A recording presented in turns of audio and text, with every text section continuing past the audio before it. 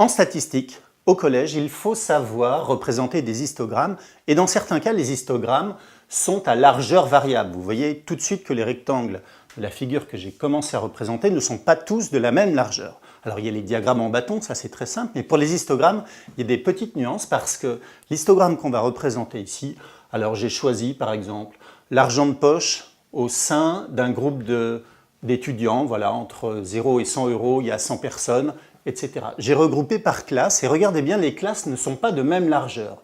Ici, de 0 à 100, ça fait de 0 à 100 euros. Mais là, j'ai choisi de 100 à 150. Il n'y a que 50 euros d'écart. Ici, 300 d'écart. C'est pour ça que les rectangles vont être de largeur différente. Dans un histogramme, il faut que l'aire des rectangles, et non pas leur hauteur, soit proportionnelle à l'effectif.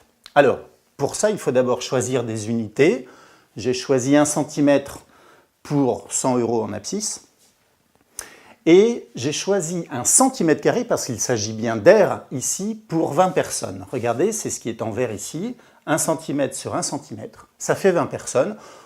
Du coup, on peut après, bien sûr, couper en 4. Si je coupe en 4 ce petit carré vert, celui-là, ça fait 5 personnes pour le petit carré rouge. Mais mon unité, c'est celle-là, 1 cm², c'est-à-dire 1 cm sur 1 cm, c'est 20 personnes. Ça, c'est moi qui le choisis, c'est comme ça. Alors, regardons tout de suite la fin. L'argent de poche entre 400 et 700 euros, il y a 60 étudiants.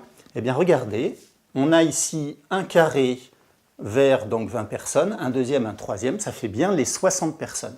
Vous voyez que la hauteur de mon rectangle, en fait, elle dépend aussi de sa largeur. Et l'aire totale, ici, de ce rectangle, correspond bien aux 60 personnes. Alors, comment calculer la hauteur des rectangles? Parce que c'est ça le problème.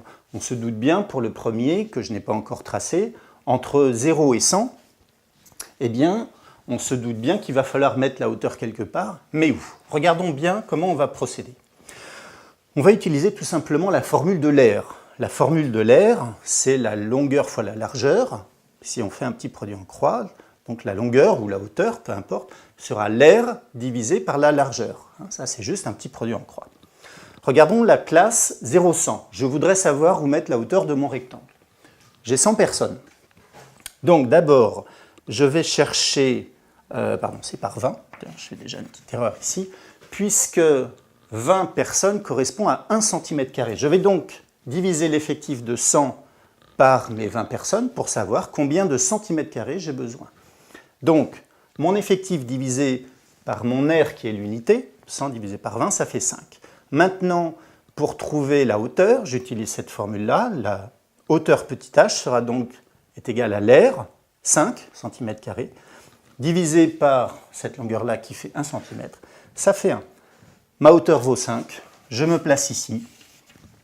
On peut vérifier bien sûr aisément si je choisis de représenter là les 5 petites aires. À chaque fois, j'ai 20 personnes, 40, 60, 80, 100 personnes.